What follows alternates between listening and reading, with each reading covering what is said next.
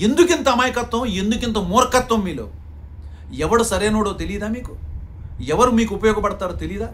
వంగవీటి కుటుంబం అనేది ఒక కుటుంబం కాదది, రాష్ట్రం మొత్తంలో జరిగినటువంటి ఒక పెద్ద సంఘటన. అది ఒక పెద్ద ఉదాహరణ. కాపు కులంలో అనేవాడు ఎవడు పైకి వచ్చినా కూడా ఎవరిని రానివ్వకుండా ఉండటానికి ఈ ముఖ్యంగా తెలుగుదేశం పార్టీనే. మిగతా వాళ్ళు ఎవరు కూడా ఇంత కక్షపూరితంగా ఉండరండి.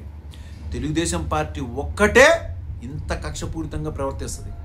దాన్ని తెలుసుకుని కూడా మీరందరూ దానికి జతకట్టారంటే చాలా బాధాకరంగా ఉంది. అందుకే నేను చెప్తున్నా, ఇప్పటికైనా స్వార్థపరుల్ని, కల్తీ వాళ్ళని మానేసేసి నాలాంటి నిస్వార్థమైనటువంటి వాళ్ళతో చేతులు కలుపుదాం. వంగవీటి కుటుంబంలో కూడా కల్తీ వాళ్ళు ఉన్నారు. ఆ కల్తీ వాళ్ళ వెనకాల ఇప్పటికైనా మానుకుని మనందరం కలిసికట్టుగా ఇప్పటికైనా నడుద్దాం. తప్పనిసరిగా ఎవడైతే ఈ అధికారాన్ని అడ్డు పెట్టుకుని అడ్డమైనటువంటి వేషాలు వేస్తున్నారో వాళ్ళందరికీ బుద్ధి చెప్తాం. నేనైతే రెడీగా ఉన్నా. మీరందరూ రాగలరా?